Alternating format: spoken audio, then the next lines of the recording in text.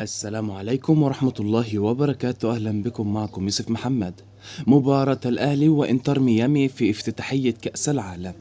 سوف نتعرف سريعا على موعد وتوقيت المباراة والقنوات المجانية، الترددات ومجموعة النادي الأهلي. ولكن قبل معرفة جميع التفاصيل، لا تنسى الصلاة على النبي محمد صلى الله عليه وسلم وعمل إعجاب للفيديو واشتراك في القناة ليصلك كل ما هو جديد. لا تنسى أيضا ذكر الله. أمامكم التفاصيل الآن. يستضيف ملعب هارد روك في ميامي مباراة من العيار الثقيل تجمع بين النادي الأهلي المصري ونادي انتر ميامي الأمريكي وصاحب الأرض، وذلك في افتتاحية والجولة الأولى من مجموعات كأس العالم للأندية لعام 2025.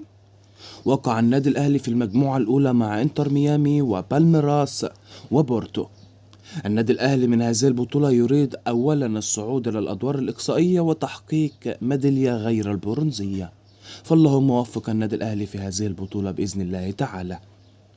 المباراة سوف تلعب يوم الأحد الموافق 15 يونيو 2025 15/6/2025، وسوف تنطلق صافرة بداية المباراة في تمام الساعة 1 صباحا بتوقيت تونس والجزائر والمغرب، 2 صباحا بتوقيت ليبيا والسودان وفلسطين، 3 صباحا بتوقيت مصر والسعودية والكويت وقطر والعراق وسوريا واليمن والأردن، 4 فجرا بتوقيت الإمارات وسلطنة عمان. تذاع المباراة حصريا عبر منصة دازن، وهي منصة مجانية من الفيفا، وعبر قناة MBC مصر 2 بتردد 11470 على قمر نايل سات عمودي، معدل الترميز 27500.